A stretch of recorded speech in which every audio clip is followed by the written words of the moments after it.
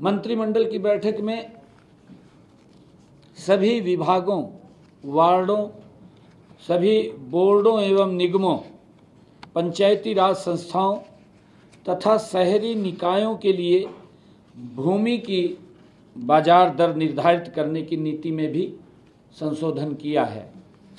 इन संशोधन का मुख्य उद्देश्य विभिन्न विभागों और उनकी संस्थाओं द्वारा अलग अलग मानदंड अपनाने के कारण होने वाली कानूनी जटिलताओं को भी दूर किया है।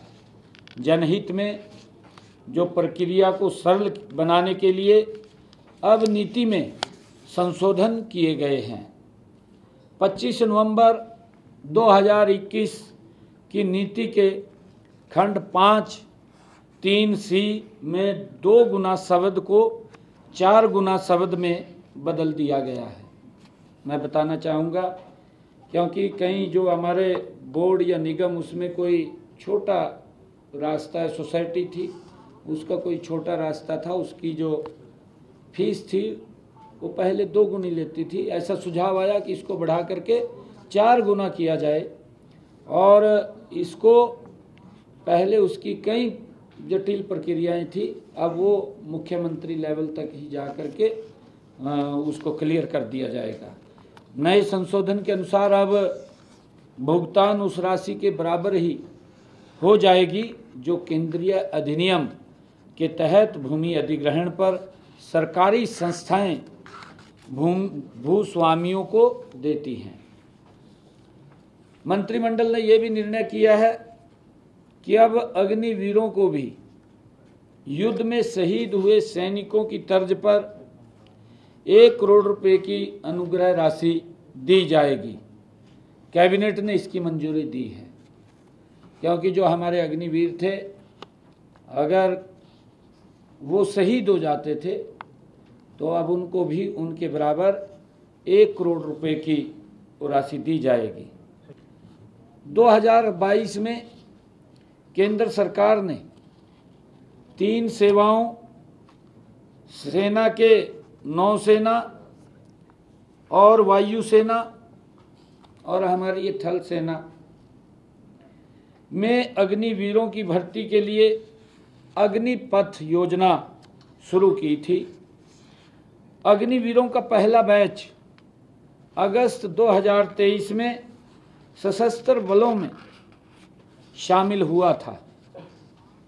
2022-23 और 23-24 में हरियाणा के सभी जिलों में कुल 5120 अग्निवीर भर्ती हुए थे। 2024-25 के दौरान लगभग 2000 अग्निवीरों की हरियाणा से वो भर्ती हुई थी और अब उनके लिए जो निर्णय कैबिनेट ने किया है ये भी किया है कि पहले ये अलग अलग उसके अंदर कैटेगरीज में रखा गया था कि पुलिस का जो कांस्टेबल है उसमें 10% रखेंगे, माइनिंग गार्ड है उसमें अलग रखेंगे और फॉरेस्ट गार्ड है उसके अंदर कुछ परसेंटेज वहाँ दी गई थी।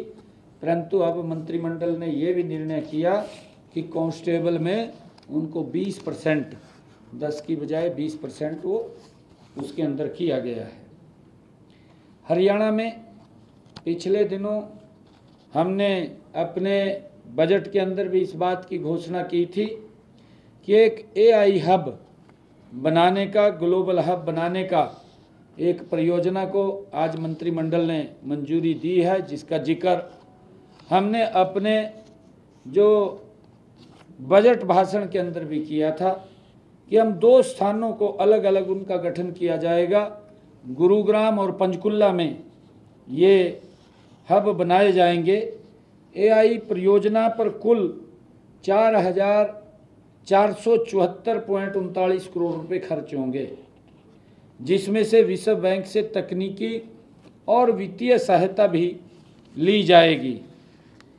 ये जैसा मैंने बताया है कि ये जो हब बनेंगे, जो global hub Gurugram artificial agency centre और पंचकुला में Haryana advance computing facilities centre स्थापित किए जाएंगे, ये निर्णय किया है। एआई परियोजना का उद्देश्य पेशेवर युवाओं को तैयार करना जो मशीन लर्निंग और डेटा साइंस में निपुणता हासिल करेंगे और लगभग इन दोनों से चाहे गुरुग्राम में और पंचकुला में 50-50 हज़ार युवाओं को ये रोजगार भी मिलेगा, इसके अंदर उनको तैयार किया जाएगा।